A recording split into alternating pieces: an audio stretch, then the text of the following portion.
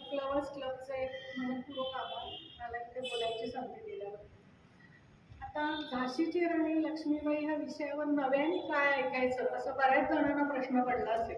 कारण शाळेतल्या इतिहासाच्या पुस्तकातून आपण मला वाटतं पहिल्या 4थी 5वीपासून ऐकत आलोय. आणि तुमचं मला माहिती नाही, पण मी 7वी 8वीत असताना हिंदीच्या पुस्तकात पण बुंदेले हर बोलो से हमने सुनी कहाणी थी, खूप लढी मर्दानी बोलतो झाशी वाली राणी थी, अशी सुभद्रा कुमारी चौहान यांची कविता. तर आपल्याला फार ढोबळ माहिती एवढी आहे की तिचा दत्तकाचा हक्क नामंजूर केल्यामुळे ब्रिटिश ईस्ट इंडिया कंपनीने तिचं राज्य खालसा केलं आणि त्या अन्यायाविरुद्ध तिने लढायचं ठरवलं. आणि बऱ्याच काळानंतर वेगवेगळ्या लढायात अनेकदा पराभव करून शेवटी तिला वीरमरण आलं. एवढी गोष्ट जनरली माहिती. तर थोडंसं असं म्हणूया की तिचा राजकीय संघर्ष सगळ्यांनाच माहिती, पण तिच्या वैयक्तिक आयुष्यात तिच्या वाट्याला आलेली वेगवेगळी दुःख आणि वेगवेगळ्या सामाजिक रूढींच्या विरुद्ध तिने केलेलं बंड हे कधी आपल्या वाचनात येत. आणि ते या पुस्तकात मला पहिल्यांदाच वाचायला मिळालं, म्हणून मला वाटलं की त्याच्याबद्दल काहीतरी बोललं. तर हे प्रतिभा रानडेंनी लिहिलेलं बरंच प्रसिद्ध पुस्तक आहे. मला वाटतं 3-4 भाषांमध्ये त्याची भाषांतर पण झाली. तर ते लिहिताना त्यांनी वेगवेगळ्या बऱ्याच पुराव्यांचा आधार घेतलेला. त्यातलं पहिलं म्हणजे माझा प्रवास या नावाचं गोडसे भज्जींनी लिहिलेलं पुस्तक. हे गोडसे भज्जी ठाणे जिल्ह्यातल्या वरसई नावाच्या गावचे परंपरागत पौरोहित्य करणाऱ्या घरातले एक तरुण. घरात खूप दारिद्र्य होतं आणि त्यांना असं समजलं होतं की उत्तर भारतात ग्वाल्हेरची राजधानी एक मोठा यज्ञ करणार आहे, त्याच्यासाठी ब्राह्मणांची आवश्यकता आहे आणि तिथे ती जवळजवळ 7-8 लाख रुपये खर्च करणार आहे. त्या काळात ही रक्कम फार मोठी होती. तेव्हा त्यांना वाटलं की आपण तिथे जाऊन त्यात भाग घ्यावा आणि मोठी दक्षिणा मिळेल, घरचं दारिद्र्य कमी होईल. ह्या उद्देशाने ते आणि त्यांचे काका असे 2 जण ठाण्याहून निघाले आणि उत्तर भारतात गेले आणि 1857च्या बंडाच्या वणव्यात सापडले. आणि नोव्हेंबर 1857 पासून मार्च 1858 पर्यंत ते झाशीच्या राणीचे आश्रित म्हणून झाशीच्या किल्ल्यात आले होते. तेव्हा त्यांनी तिला प्रत्यक्ष पाहिलेलंही आहे आणि झाशीची लढाई आणि त्यानंतर तिथला झालेला विध्वंस हे सगळं त्यांनी डोळ्यांनी पाहिलं. या पुस्तकाचं महत्त्व असं की भारताच्या बाजूने प्रत्यक्ष हे बघून लिहिणारा हा एकमेव माणूस आहे. बाकीची जी सर्व पुस्तकं आहेत ती ब्रिटिश लोकांनी लिहिलेली आहेत. हे एकमेव पुस्तक असं आहे की ते भारतीय माणसांनी बघून त्याचं वर्णन केलं. तर ह्या पुस्तकाचा मुख्य आधार अर्थातच या प्रतिभा रानडेंनी घेतलाच आहे. त्याशिवाय त्यावेळेला ज्या ब्रिटिश सेनाधिकाऱ्यांनी प्रत्यक्ष लढाईत भाग घेतला त्यांचे रिपोर्ट्स म्हणा, डायरीज म्हणा, हे त्यांनी पुष्कळ वापरले. भारतीय आणि ब्रिटिश या दोन्ही इतिहासकारांनी यावर लिहून ठेवलेले ग्रंथ तेही अभ्यासले. नंतर त्यांनी खुद्द झाशीला जाऊन तिथलं शासकीय ग्रंथालय, तिथल्या लोकांना भेटून तिथली काही दुर्मिळ कागदपत्र घेतली, त्यांचाही अभ्यास केलाय.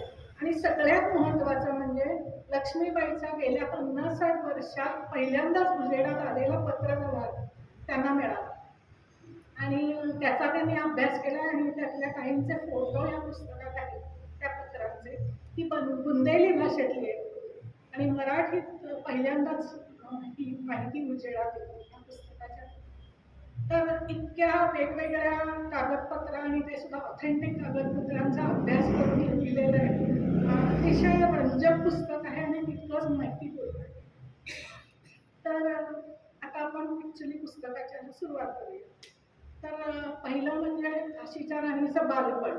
आता या विष्णुभट जोशींचे काका ते त्यांच्या बरोबरच होते त्या ह्याच्या वेळेला. ते पूर्वी ब्रह्मावर्तला ही राणी जेव्हा लहान होती तिथे राहत होती तेव्हा दुसऱ्या बाजीरावाच्या कोमशाळेत कामाला होती. त्यामुळे तिला त्यांनी लहानपणापासून बघितले त्यामुळे पुन्हा तिचं जे वर्णन आहे ते ऑथेंटिक आहे. तर तिचं मूळचं नाव मनकर्णिका किंवा तिला मनू म्हणत असत. तिचा जन्म नक्की केव्हा झाला हे माहीत नाही. साधारणपणे 1830-31च्या सुमाराला तो झाला असावा, कारण तिची पत्रिका किंवा काहीच उपलब्ध नाहीये. असं म्हणतात की तिच्या जन्माच्या वेळेला एका ज्योतिषाने तिच्या वडिलांना सांगितलं होतं की ही मुलगी राजाची राणी होईल आणि ती गंध कीर्ती मिळेल. आता त्यावेळेला त्यांना हे कसं खरं वाटलं असेल माहिती नाही, कारण तिचे वडील हे दुसऱ्या बाजीरावाचे आश्रित होते. 1818 साली पेशवाई उडाली. त्यानंतर त्यावेळेला पेशव्यांच्या गादीवर असलेला दुसरा बाजीराव हा अतिशय ऐषारामी, रंगेल आणि कर्तृत्वशून्य माणूस होता. त्याला पुण्याहून काढून ब्रिटिशांनी ब्रह्मावर्त म्हणजे कानपूरच्या जवळ आता जे बिठूर नावाचं गाव आहे तिथे नेलं होतं. त्याला 8 लाख रुपये वर्षाला पेन्शन होतं आणि तो तिथे सर्व वेळ हा पैसा कशावर खर्च करत होता, तर एकतर बायका आणि दुसरं यज्ञ या ब्राह्मण भोजन अनुष्ठान असल्या गोष्टी. तर त्या ठिकाणी हे मोरोपंत, हे तिचे वडील मोरोपंत तांबे त्यांच्या होमशाळेत काम करत. तिची आई साधारणपणे ती 3-3.5 वर्षाची असतानाच वारली होती. त्यांच्या घरात दुसरं कोणीच नसल्यामुळे ते दररोज तिला आपल्याबरोबर वाड्यावर आणत असत पेशव्याची, आणि ती दिवसभर तिथेच असे. तर ही त्यांच्या वर्णन असं आहे की मुलगी अतिशय सतेज, चपळ, बुद्धिमान आणि स्वरूपवान अशी होती. त्यामुळे सगळ्यांची लाडकी होती वाड्यामध्ये. सुद्धा दुसरा बाजीरावाला तिला फार तिच्याबद्दल प्रेम वाटत असे. त्यांनी जवळजवळ तिला मुलगी म्हणल्यासारखेच केले काय. तर दुसऱ्या बाजीरावाची दत्तक मुलं जी होती 3 मुलं होती, नानासाहेब, बाळासाहेब आणि रावसाहेब. यांचं जेव्हा शिक्षण चालू असेल, घोडेस्वारी, घोड्यांची परीक्षा, नंतर हे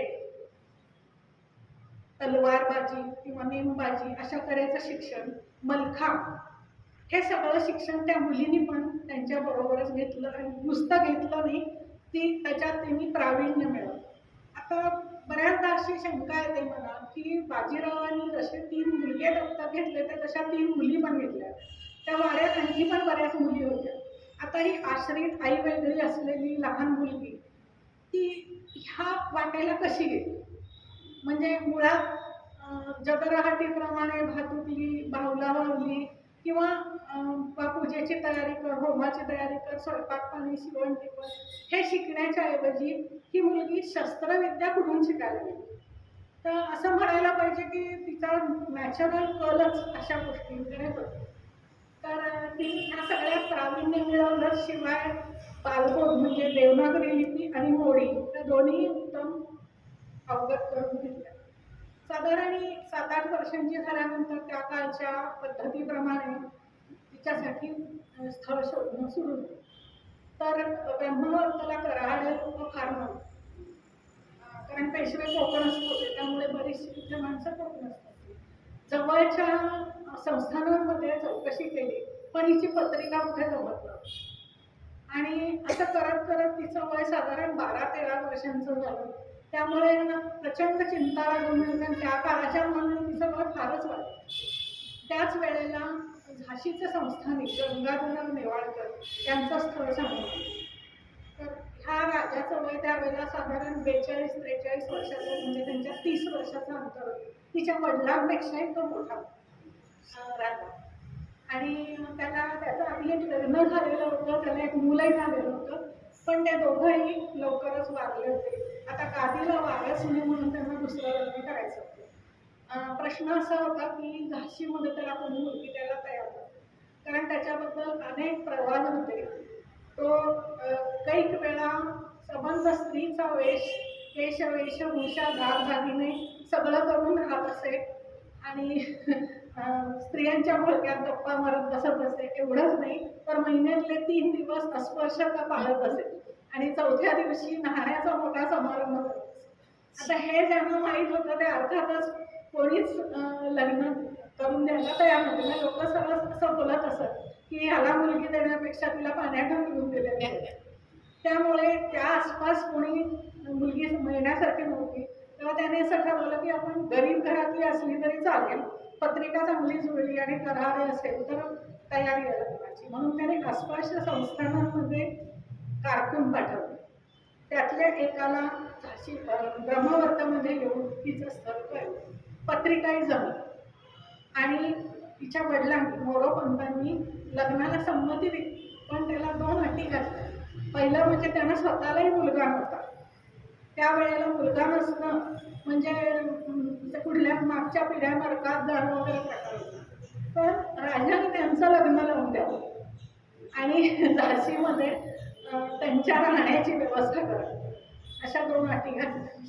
राजाने ते कबूल केलं आणि मग ते लग्न झाशीला घेऊन जाऊन तिथे झालं. तिचं नाव लक्ष्मीबाई ठेवलं. 1842 सालची गोष्ट ही. त्या लग्नानंतर राजाने कबूल केल्याप्रमाणे आपल्या सासऱ्याचंही दुसरं लग्न लावून दिलं आणि त्यांना 300 रुपये महिना तनखा आणि त्यांच्या इतमामाला साधेल म्हणजे राजाच्या असा वाडा नोकर चाकर वगैरे सगळी व्यवस्था केली. जवळजवळ ही सौदेबाजीच होती थोडक्यात. आता लग्नानंतर तिचं नाव लक्ष्मीबाई झालं. आता ती झाशीच्या किल्ल्यावर राहायला लागली. झालं असं की हा जो माणूस होता गंगाधरराव, त्यांच्या काही सवयी विचित्र होत्या हे तर उघडच आहे. पण एरवी तो माणूस अतिशय कर्तबगार आणि प्रजाहितदक्ष दोन्ही होता. पण तो प्रचंड तापट आणि संतापी होता.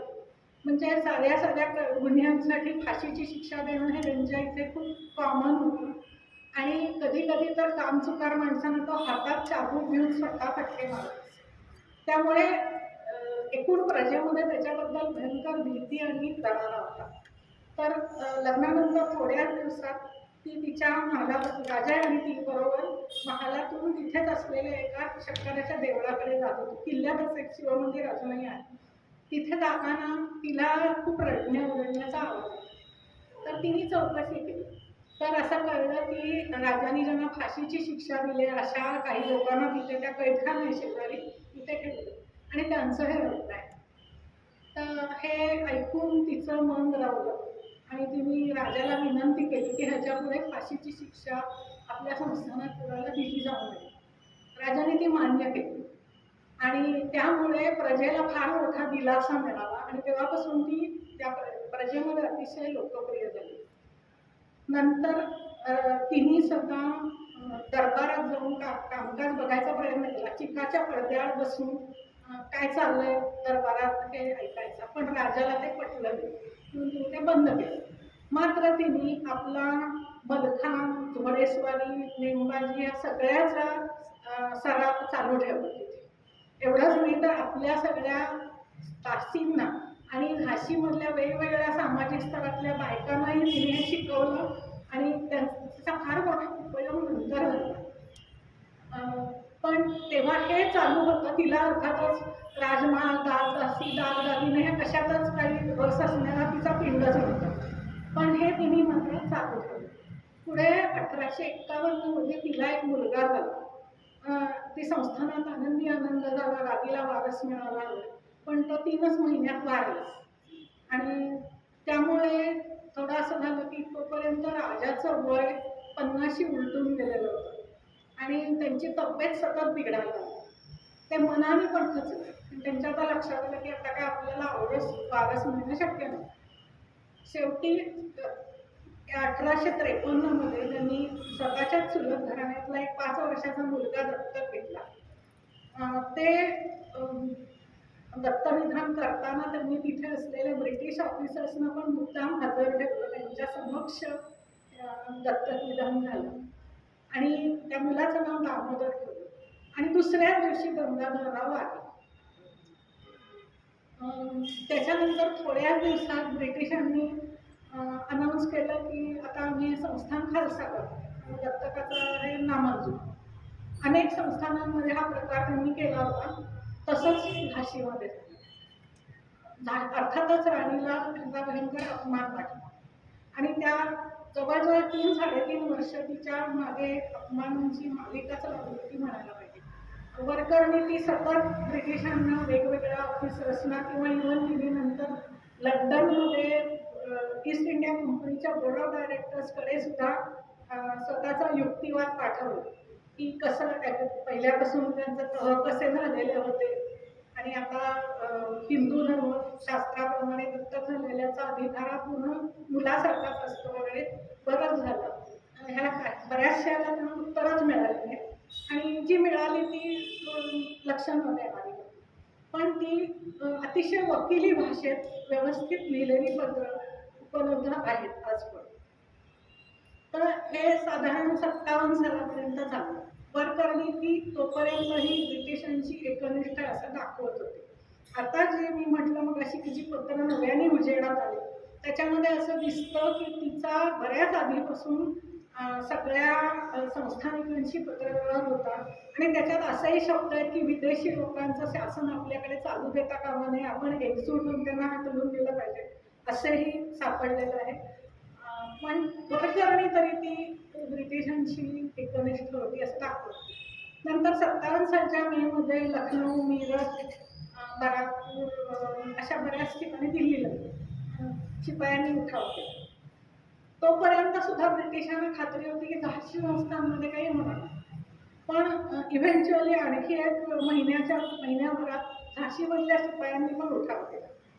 त्यापूर्वी राणीला जेव्हा हे केलं होतं खालसा केलं संस्थान त्यावेळेला तिला एक ठराविक पेन्शनची अमाऊंट दिली होती आणि तिला किल्ला सोडायला लागला होता. ती गावातल्या एका वाड्यात येऊन राहत होती. तिथले काही दासी आणि रखवालदार वगैरे सोडून बाकीच्या सैन्याला बरखास्त केलं गेलं होतं. सगळे संस्थांचे जुने कारभारी होते त्यांना घरी पाठवलं गेलं होतं आणि सगळा खजिनाही ताब्यात घेतला गेला होता. याही पेक्षा वाईट म्हणजे राणीला लग्नाच्या वेळेला राजाकडनं मिळालेले त्याला स्त्रीधन म्हणतात किंवा अंतर असं काही जमिनी दिलेल्या होत्या आणि काही फळांच्या बागा दिल्या होत्या, त्या रद्द झाल्या, जप्त झाल्या. नंतर त्यांची कुलदेवता महालक्ष्मी तिचे छान मंदिर झाशीमध्ये आज पण आहे. तिच्या देखभाल आणि पूजा अर्चा ह्याच्यासाठी काही गावं दिलेली होती राजांनी, ते रद्द झालं. राजाचा अंत्यसंस्कार करताना ज्या पुरोहितांनी धार्मिक मंत्र म्हटले किंवा विधी केले त्याला दिलेली जमीन सुद्धा ब्रिटिश सरकारने जप्त केली. तर हे तिला फार लागलं. दुसरं म्हणजे झाशी संस्थानात काही वर्ष गोवधबंदी होती, तीही उठवली गेली. नंतर राणीला मुलाची मुंज करायची होती. स्वतःचाच पैसा काढून घेण्यासाठी तिला अर्ज द्यावे लागले, 4 जामीनदार द्यावे लागले, तेव्हा तिला मिळालं. हे सगळं संस्थांच्या प्रजेला पण आणि राणीला पण भयंकर अपमानास्पद वाटत होतं. म्हणून आतल्या जो उद्रेक चालला होता प्रत्यक्ष वरकरणी काही दिसत नव्हतं, पण तिच्या मनात हे सगळं होतंच. आता शिपायांनी उठाव केला तेव्हाही असंच दाखवलं, असंच केलं की ते माझ्या कंट्रोलच्या बाहेर गेले आणि त्यांनी उठाव केला आणि त्यांनी तिथे जेवढे म्हणून गोरे लोक होते तेवढ्या सगळ्यांना मारून टाकलं, त्यांच्या बायका मुलांसकट मारून टाकलं. आणि शेवटपर्यंत ब्रिटिशांच्या मनात संशय राहिला की तिचा हात ह्याच्यात किती होता ते ज्ञात नाही. ती असं पत्रलिहिताना लिहिते की ते माझ्या कंट्रोलच्या बाहेर गेले, मी काही करू शकत नाही, माझ्याकडे तुम्हीच काढून घेतले त्यामुळे माझ्याकडे सैन्य नाही, मी स्वतःचंच रक्षण कसं करणार मला माहीत नाही, तर तुमच्या लोकांचा मला करायचा प्रश्नच नाही आहे काही वगैरे अशी पत्र आहे.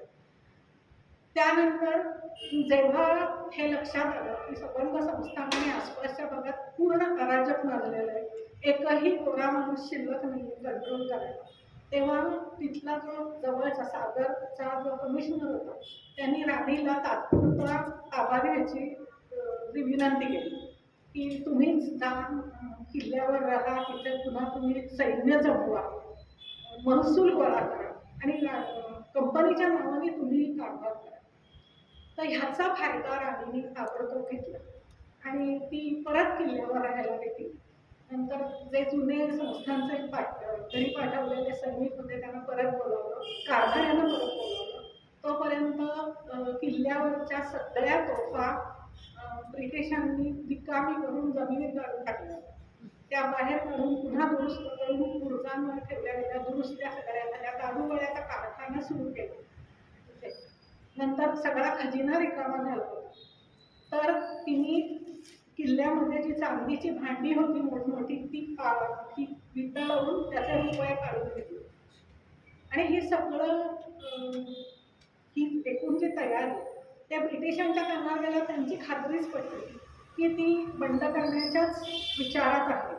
वर करण्याची काही दाखवत असो, प्रत्यक्षात तिचा विचार तोच आहे. आणि पण त्यांना काही करता येत नव्हतं, कारण सगळीकडेच उठाव चालू झालेला होता आणि त्यांची संख्या प्रत्यक्षात फारच कमी होती. तर त्यांनी शेवटी जनरल ह्यू रोज नावाचा एक प्रसिद्ध जुना अनुभवी सेनापती प्रचंड मोठं सैन्य घेऊन झाशीकडे पाठवलं ताबा घेण्यासाठी. आता राणीला ह्याची कल्पना होतीच, तर तिने नव्याने आणखी हे सुरू केलं जास्त, म्हणजे लोकांची डागडुजी त्याबरोबर लावणं. ती स्वतः प्रत्येक ठिकाणी वेगवेगळ्या मोर्चांवर जाऊन सैनिकांशी बोलायची, त्यांना प्रोत्साहित करायची. लढाईच्या आधी तिने सगळ्या मुख्य सेनाधिकाऱ्यांना आणि कारखान्यांना बोलावून सांगितलं की इतके दिवस तुम्ही झाशीचं मीठ खाल्लंय, आज त्या स्वामीनिष्ठेचा परतफेड करायची वेळ आली आहे. माझी खात्री आहे की तुम्ही कमी पडणार नाही. तर मी एकच तुम्हाला सांगते की उद्या तुम्ही जर कामी आलात लढाईत तर तुमच्या संपूर्ण कुटुंबाची कायमची जबाबदारी मी घेईन, हे तिने सांगितलं. त्यांना चांदी सोन्याची कडी दिली आणि एकीकडे इंग्रजांचं सैन्य घ्यायला लागलं. त्याच वेळेला दोन गोसावी तिच्याकडे आले आणि त्यांनी सांगितलं की तुमची तोफ ज्या दिशेला तोंड करून आहे तिथे बरोबर आमची 2 शिवमंदिर आहेत आणि उद्या तुमच्या तोफांच्या माऱ्यामुळे आमच्या मंदिरांना डॅमेज होईल. मग राणीला पेस पडली. तर त्यावेळेला तिचा जो मेन गोलंदाज होता त्याचं नाव घोष खान, त्यांनी शब्द दिला की मी अशा तऱ्हेने गोलंदाजी करीन की त्यांना धक्का न लागता त्यांच्या पलीकडे गोळे जातील तोफेचे. आणि त्यांनी शब्द खरा केला. म्हणजे त्या 2 मंदिरांच्या मधून किंवा दोन्ही बाजूंनी गोळे गेले, पण बुद्ध मंदिरांना अजिबात धक्का लागला नाही. आजही ती मंदिरं झाशीमध्ये आहेत.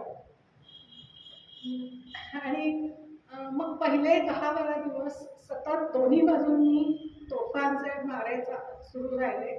कुणीच म्हणजे थोडा काळ राणीचा जल होता तर थोडा काळ युरोपचा असं चालू होतं. त्यांनी असं मुद्दाम लिहून ठेवलं की दुर्बिणीतनं मी बघितलं त्यावेळेला थोडी पडझड झालेली असली की रात्रीच्या रात्री पुन्हा दुरुस्ती होत होती गुजरांची. त्याच्यासाठी चुना वाळू नेणे आणण्याचं काम बायका करत होत्या. नंतर ह्याच्या तोफेमध्ये गोळा भरणं किंवा दारुगोळ्याचे नेआण करणं ह्यात पण बायका होत्या. आणि एक बाई स्वतः गोलंदाज होती आणि उत्तम गोलंदाजी करत होती, मोतीबाई नावाची होती राणीकडे. असं गुरुरोज मी आपल्या डायरीत लिहून ठेवलं. आणि राणी स्वतः प्रत्येक बुरुजावर जाऊन प्रत्येक ह्याच्याशी बोलत होती, सैनिकाशी बोलत होती. एखाद्याने चांगलं काम केलं, एखादी समोरच्यांची तोफ बंद पाडली की लगेच त्याला तिथल्या तिथे बक्षीस देत होते. आणि तेही त्याने लिहून ठेवलं की पहिल्यांदा असं बघितलं की लिडिंग फ्रॉम फ्रंट ज्याला म्हणतात की ही प्रत्येक ठिकाणी स्वतः करते. असं जवळजवळ 10 दिवस चालू. त्यानंतर झालं असं की संपूर्ण किल्ल्याला पाणी पुरवठा करणारी एकच विहीर होती. त्या विहिरीचं करेक्ट लोकेशन फितुरांमुळे ब्रिटिशांना कळलं. तसंच दारुगोळ्याचा कारखाना कुठे आहे हे कळलं आणि त्याच्यावर बरोबर मारा करून त्यांनी हे दोन्ही उद्ध्वस्त केले. मग एक तर किल्ल्यातल्या लोकांना पाण्याचा प्रॉब्लेम झाला, दुसरं म्हणजे सगळं पाणी बाहेर आल्यानंतर चिखल उठून हे झालं. आणि ज्या वेळेला गोळा पडला तेव्हा तिथे पाणी भरणारी माणसं मेलीच. दारुगोळ्याच्या कारखान्यावरच पडल्यामुळे तिथे मोठे स्फोट झाले, तिथेही माणसं मेली. आणि सगळ्यात महत्त्वाचं म्हणजे दारुगोळ्याचं उत्पादन बंद. असं झाल्यानंतर आता प्रतिकारच बंद झाला जवळजवळ. त्याच वेळेला तिथे जे मुख्य गोलंदाज दोघं होते, घोष खान आणि खुदा बख्श या नावाचे, त्या दोघांनाही तोफांचे गोळे लागून ते वारले. राणीला त्याचा फार शॉक बसल्यासारखं झालं. तिने त्यांना त्यांचं दफन आपल्या देखरेखीखाली तिथे एका मैदानात गेलो. आज पण काही चौथरे तिथे बघायला मिळतात झाशीच्या किल्ल्यावर. आता एकदा समोरचा प्रतिकार होत नाही असं म्हटल्यानंतर ब्रिटिशांचं सैन्य झाशी शहरात घुसलं आणि त्याने आधीच जाहीर करून टाकलं होतं की जे पुरुष आहेत त्यांनी न निघून जावं, नाही तर वय वर्ष 5 ते 80 एवढ्या त्यातल्या सर्व पुरुषांना ठार मारलं जाईल. ज्यांचा लढाईशी काहीच संबंध नव्हता, फक्त नागरिक, त्यांना मारलं जाईल. ते त्यांनी खरं केलं आणि अक्षरशः घराघरात शिरून सर्व ह्या वयोगटातल्या पुरुषांना बाहेर काढून मारले. काही बायकांनी अब्रूच्या भीतीने घरातल्या विहिरीत जीव दिले आणि लहान मुलं, त्यांना काहीच अन्न पाणी नाही, काही नाही, असं करून रस्त्यावर हिंडून काही जण मेले. तसंच हत्ती, घोडे, गुरढोरं, गाढवं, खेचर यांनाही चारा द्यायला कुणीच नाही, पाणी नाही, तीही अशीच रस्त्यावर पडून मेली. नंतर 3 दिवस असं झालं आणि सगळी घरं जाळली, आगीच लावल्या, संबंध वस्त्यानं आगी लावल्या. नंतर राणीचा जो गावातला वाडा होता, त्याला राणी महल होतं, त्याच्या शेजारी संस्थांचं जुनं ग्रंथालय होतं. म्हणजे कैक पिढ्यांचे दुर्मिळ ग्रंथ तिथे ठेवलेले होते. ब्रिटिशांच्याच रेकॉर्डप्रमाणे 60,000 ग्रंथ त्यावेळेला तिथे होते. त्या ग्रंथांसकट ग्रंथालय चालवलं. 3 दिवसांनंतर लुटालुटीला सुरुवात झाली. तर राणीच्या वाड्यातलं अर्थातच सर्व दागदागिने, सोन्या चांदीच्या वस्तू, कोरीव कामाच्या काही वस्तू, तितकंच नाही तर शेवटी हे नौबत, नगारे, जाजमं इथपर्यंत सगळं लुटलं गेलं. त्याच वेळेला तिचा राणीला जेव्हा मुलगा झाला त्यावेळेला एका संस्थांमधल्या एका लल्लास नावाच्या सुताराने एक अतिशय सुंदर लाकडी पाळणा कोरीव कामाचा केला, तोही लुटला गेला. आणि नंतरचा रेफरन्स असा की तो लिलावामध्ये ग्वाल्हेरच्या शिल्प्यांनी विकत घेतला आणि ते आजही झाशीच्या लोकांच्या मनात ते अजूनही सांगतात की त्यांनी आमच्या राजपुत्राचा पाळणा घेतला. अजूनही त्यांच्या डोक्यात आहे. हे सगळं पुढे झालं, पण पहिले 2-3 दिवस जेव्हा हे चालू होते म्हणजे लोकांना मारणं, तेव्हा पहिल्यांदा झाशीच्या लोकांनी जे हाती लागेल त्या शस्त्रांनी त्यांच्यावर हल्ला केला. पण अर्थात ते नागरिक होते आणि शिकलेल्या सैनिकांच्या पुढे त्यांचा निभाव लागणं शक्य होतं. तर हे सगळं वरून किल्ल्यावरून बघणाऱ्या राणीला ते बघले. तर ती सरळ घोड्यावर बसून खाली आली, तिच्याबरोबर काही सैनिक आले आणि ती सरळ त्या गर्दीत घुसून तिने लढायला सुरुवात केली. तिची तलवारबाजी अतिशय प्रसिद्ध होती आणि जो समोरील त्याला कापून काढत असते पुढे.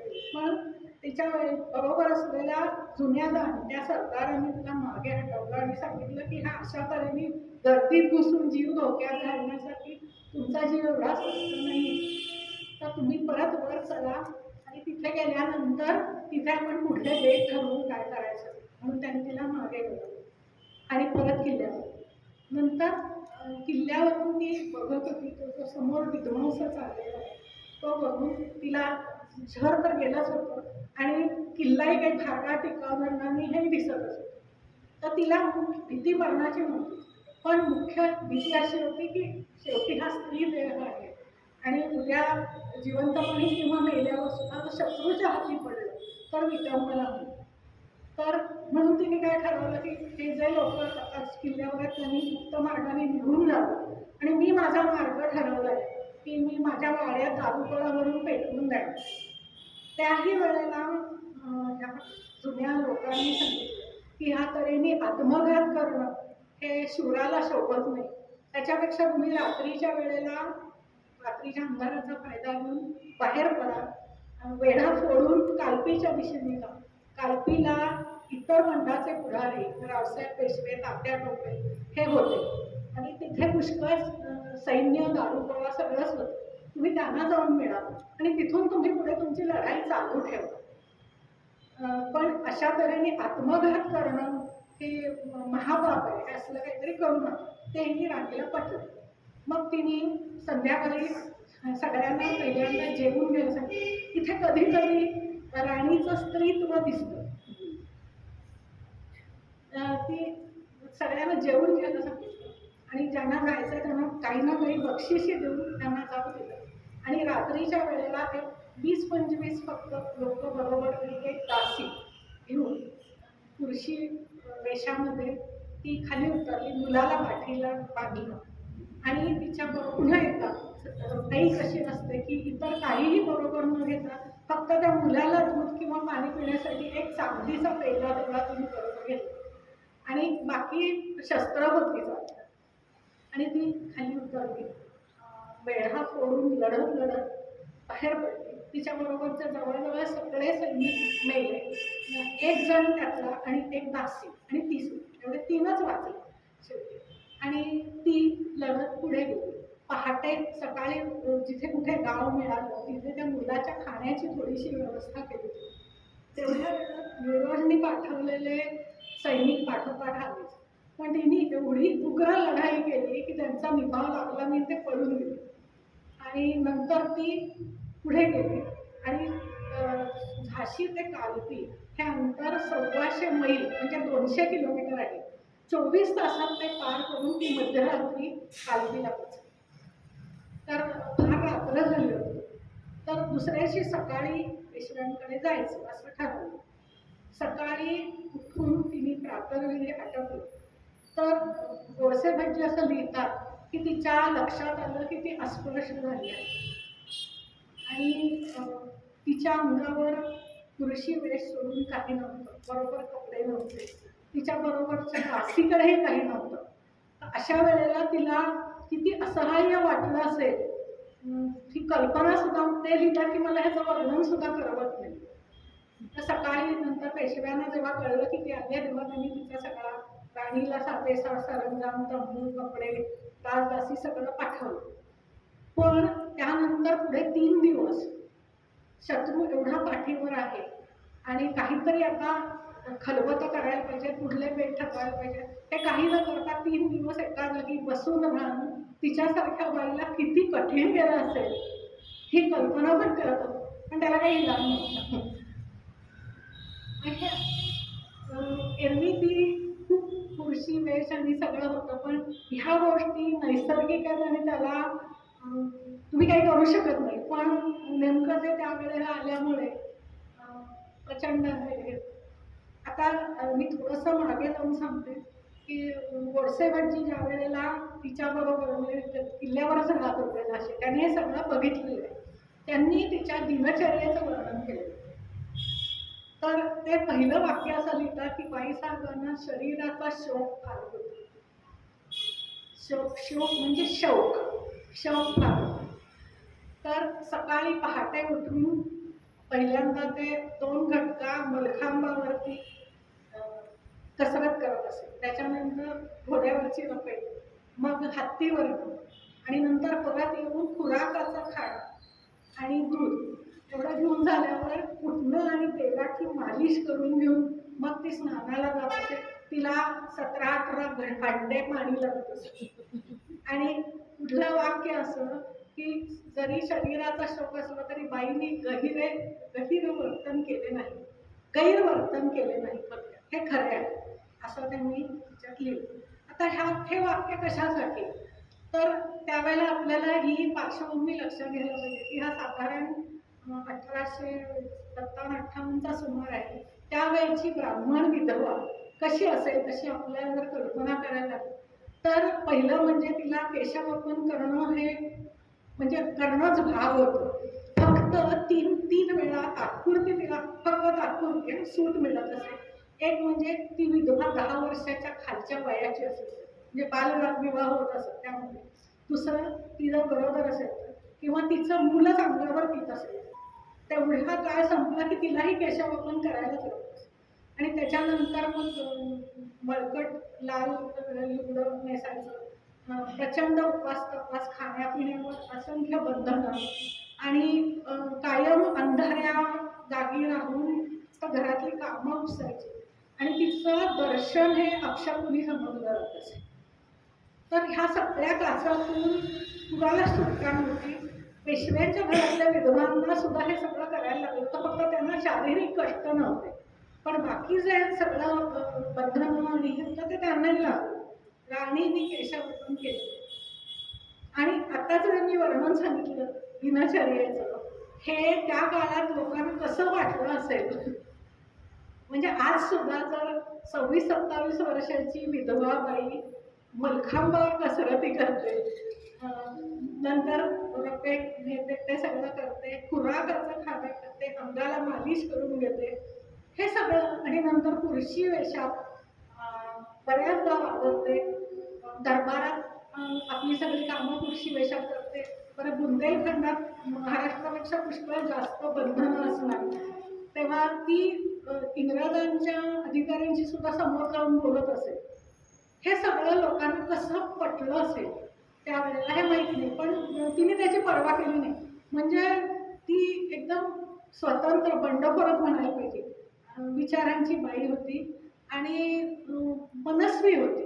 ते तिच्या एकदा मनाने घेतलं की ती कोणाची काही पर्वा करण्याची नव्हती. मात्र त्याच वेळेला हेही लक्षात ठेवायला पाहिजे की जेव्हा वेळ आली तेव्हा प्राण द्यायलाही तिने तेवढ्याच इझिली तयारी झाली त्याची. तर त्यांनी असं पुढे एकदा त्याच्यात लिहिलंय की स्नान झाल्यानंतर ती पूजा करत असे, तुळशीची आणि पार्थिव लिंगाची पूजा करत असे. त्याच वेळेला गाणं सुरू असे दरबारात, पुराणिक काहीतरी सांगत असत. त्याच वेळेला साधारण 150 माणसं, दरबारचे मानकरी, कोण सैनिक, असे कोण कोण आश्रित तिच्याकडे मुजऱ्याला येत असत. आणि तिची नजर एवढी तीक्ष्ण होती की 150 पैकी एक माणूस जरी दिसला नाही तरी ते तिच्या लक्षात येत असेल. असं त्यांनी वर्णन केलं. नंतर दर मंगळवार शुक्रवारी महालक्ष्मीच्या दर्शनाला जाताना मुख्य म्हणजे आपल्या संस्थानिकांचा जो रुबाब असा त्या तऱ्हेने ती एकतर घोड्यावरनं पुरुषी वेशात किंवा अतिशय सुंदर पालखी होती त्यांची, त्या पालखीतून पुढे मागे 150-200 सैनिक, बाजंत्री, चौघडा अशा थाटात जात असे. तर मग असा प्रश्न येतो की खरंच हे सगळं करायची गरज आहे का? कारण त्याच वेळेला हे सगळं राजकारणही चालू होतं आणि कुठल्याही क्षणी लढाईला सुरुवात होईल अशी पण परिस्थिती. आणि पुरुषी वेश हे अगदी बऱ्याच जणांनी लिहून ठेवलं आहे आणि हे फारच युनिक आहे. म्हणजे असं कोणाचं कधी अजूनपर्यंत ऐकलं. तर लेखिकेला असं वाटतं की ह्याला 2 कारणं असू शकतील. पहिलं म्हणजे तिच्या नवऱ्याचे ज्या तऱ्हेचं वागणं होतं त्याची डोक्यात तिडीक बसून प्रतिक्रिया म्हणून ती कदाचित पुरुषी वेशात राहत असेल. किंवा दुसरं म्हणजे तिला आपण समर्थ राज्यकर्ती आहात हे एस्टॅब्लिश करायचं होतं, त्यासाठी ते सगळं उदा असावं असं वाटतं. त्याचप्रमाणे तिचं असंही वर्णन आहे की तिने थंडीमध्ये कुडकुडणाऱ्या 1000-1500 प्रजाजनांना गरम कपडे वाटले किंवा लग्न होत नव्हतं एका गरीब ब्राह्मणाचं, त्याला पैसे दिले. म्हणजे एकूण आपल्या प्रजेला दिलासा द्यायला ती तयार होती, असं एक तयार करण्याचा प्रयत्न. आणि दुसरं त्याच वेळेला आपण इतके समर्थ आहोत की राजाने म्हणून काय कोणी मला दुर्बळ समजू नका असं दाखवण्याचा हा प्रयत्न असावा, असं हे लेखिकेचं इंटरप्रिटेशन. नंतर पण पुन्हा मागल्या ह्याच्यात या कांतीला ती गेली, त्याच्यानंतर त्यांच्या पुष्कळ मसलती झाल्या, पुष्कळ लहान लढाया झाल्या, काही ठिकाणी क्वचित त्यांना यशही मिळालं. प्रत्येक ठिकाणी राणीची तलवारबाजी आणि तिचं एकूण युद्ध कौशल्य म्हणा किंवा नेतृत्व करण्याची क्षमता ह्याच्यावर ब्रिटिशांनी भरभरून लिहिलेलं आहे.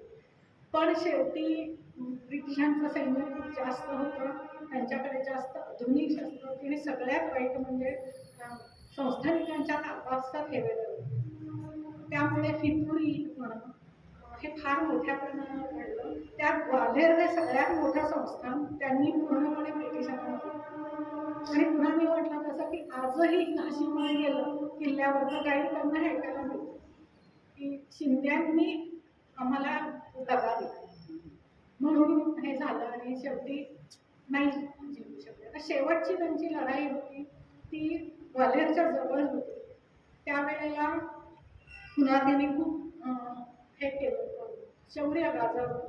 पण दोन्ही बाजूंनी 2 तुकड्या ब्रिटिशांच्या सैन्याच्या आल्यानंतर तिला माघार घ्यायला लागली आणि बरोबर 15-20 स्वार आणि एक दासी असताना ते माघार घेऊन जात असताना मध्ये एक ओढा लागला आणि त्या ओढ्यावरनं राणीचा घोडा जाईना, तो अडला. तेवढ्या पाठीमागून येणाऱ्या यांनी स्वारांनी तिच्यावर पाठीमागनं हल्ला केला. तिच्या चेहऱ्याची उजवी बाजू कापली गेली, डोळा लोंबायला लागला आणि नंतर दुसऱ्या यांनी कुशीत पण तलवार गेली आणि ती पडली खाली. आणि तिने सांगून ठेवल्याप्रमाणे तिचा देह कुठल्याही परिस्थितीत शत्रूच्या हाती लागून द्यायचा नव्हता. एवढंच झालं की जे मारणारे होते त्यांना ती राणी आहे हे कळलंच नाही. ते पुरुष वेशात होती ती. त्यांची समजूत अशी झाली की कोणीतरी कोवळ्या वयाचा पण सैनिक आहे. त्यांनी फक्त तिच्या गळ्यातली मोत्याची माळ काढून घेतली आणि ते पुढे निघून गेले आणि ती पडलेली होती. मग शेजारी एक साधूचं हे होतं, झोपडी होती, तिथे तिला उचलून नेलं आणि तिथे वाळलेल्या गवताच्या ढिगावर ठेवून तिला लगेचच घरातली दिलं. ते हा त्या जागी असलेला तिची समाधी जिथे बांधली तिथे असलेला पुतळा, त्याच्या खालची ही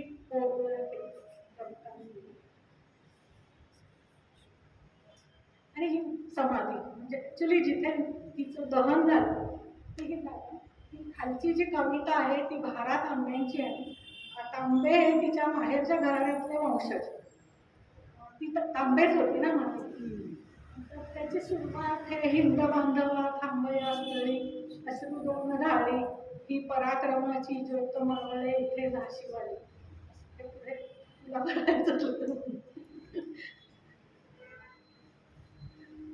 तर इथपर्यंत तिचं चरित्र म्हटलं तर संपलं. त्याच्यानंतर स्वातंत्र्य युद्धही संपल्यातच जवळ थोड्याच काळात ते सगळं ठिणग्या भिजल्या. नंतर जे इतर पुढारी होते ते काही पकडले गेले, त्यांना फासावर दिलं गेलं, काही पराक्रम झाले, त्यांचा पत्ताच लागला नाही शेवटपर्यंत. पण युद्ध संपलं.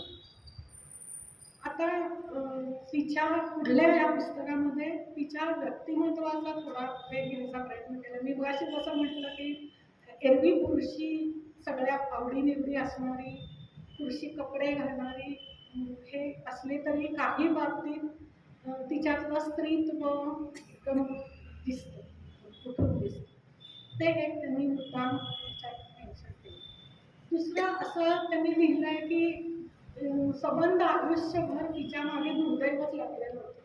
म्हणजे तिच्या 3-4 वर्षाच्या वयातच तिची आई गेली. पुढे लग्न झालं तर एक तर तो 30 वर्ष मोठा माणूस, श्रीमंत होता, कर्तबगार होता, पण त्याच्या विचित्र सवयीमुळे प्रसिद्ध होता, खूप प्रसिद्ध होता. नंतर मुलगा झाला, तो 3 महिन्यात गेला. पाठोपाठ नवरा गेला, मग हे झालं सगळं संस्थान नामजोगले खालसा झाला. त्यानंतर 3-4 वर्ष ती सतत अपमान सहन करत राहिली, त्याच्या विरुद्ध लढत राहिली सनदशीर मार्गाने, म्हणजे अर्ज विनंत्या करून, युक्तिवाद करून. पण ते जेव्हा जमलं नाही तेव्हा तिने हातात शस्त्र उचललं आणि मग लढायांमध्येही अनेकदा पराभव करावा लागला. पुष्कळ ठिकाणी स्वतःच्या अतिशय प्रिय झाशीचा संबंध विध्वंस बघायला लागला. पण तिने कुठेही स्वतःला बिचारी म्हणून घेतलं नाही, त्यामुळे तिची कीव करावी असं वाटत नाही. ती बिचारी कधीच नव्हती. ती जेव्हा तिला शक्य होतं, जेव्हा ते काय 6-8 महिन्यामध्ये होते, तेवढ्या काळात तिने शरीराचे शौक सुद्धा पूर्णपणे पुरवले. म्हणजे असं विधवेचं वृक्ष किंवा निरस आयुष्य तिने नाही पत्करलं. आणि जेव्हा वेळ आली त्यावेळेला प्राणार्पण करायलाही तिने मागे पुढे बघितलं. त्यामुळे कसं तिच्या सगळ्या आयुष्याला हाच शेवट योग्य होता, वीरमरण हा, असं वाटतं. आणि तिच्याबद्दल कीव नाही, असं वाटतं की तिला हे असंच मरण हवं होतं आणि ते तसंच तिला मिळालं. ती बिचारी वगैरे कधीच नव्हती. हे आता थोडा विषयांतर करून सांगते की कित्तूरच्या राणी चंदमाचा सुद्धा जवळजवळ हाच प्रकार झालेला. तिला दत्तक घ्यायला परवानगीच दिली नाही ब्रिटिशांनी आणि ती झाशीच्या राणीपेक्षा जवळजवळ 30-40 वर्ष आधीची आहे. तर तिने पण युद्ध केलं, पण दुर्दैवाने त्याची अपयशी ठरली, पण तिला मरण मिळालं. ती 5 वर्ष ब्रिटिशांच्या तुरुंगात राहिली आणि झिजून तिथे गेली. असं मरण राणीच्या वाट्याला यायला नको होतं आणि ते नाही आलं. म्हणून त्याच्यानंतर म्हणजे त्यावेळेला असं म्हणायला हरकत नाही की तिचा लढा यशस्वी झाला, पण ती मरणाला जिंकून यशस्वी झाली, शेवटी अमर झाली. मग त्याच्यानंतर तिच्यावर अनेक पोवाडे लिहिले गेले, खंडकाव्य लिहिली गेली, नाटक, चित्रपट, नाटक, हे कादंबऱ्या, हे सगळं आलं तिच्यावरती. म्हणजे नंतरच्या सगळ्या पिढ्यांमधल्या स्वातंत्र्य सैनिकांची ती एक स्फूर्तिदात्री म्हणून राहिली. 1945च्या आसपास जेव्हा यांनी सुभाषचंद्र बोसांनी जेव्हा इंडियन नॅशनल आर्मीमध्ये स्त्रियांची रेजिमेंट येते तेव्हा तिला राणी झाशी रेजिमेंट नाव दिलं. म्हणजे तशी ती आजही लोकांच्या मनात अशीच जिवंत आहे. त्या कुठलं जेव्हा तिच्या मरणाची बातमी सर ह्यू रोजला कळली तेव्हा त्यांनी डायरीत काय लिहून ठेवलं, The Indian mutiny has produced but one man, that man was a woman. Remarkable for its beauty, cleverness and perseverance. The most dangerous of all Indian heroes. हे त्यांनी लिहून ठेवलं. म्हणजे एका अतिशय शूर आणि धाडसी सेनानीने दुसऱ्या तितक्याच शूर आणि धाडसी सेनानीला दिलेली ही अखेरची मानवंदना.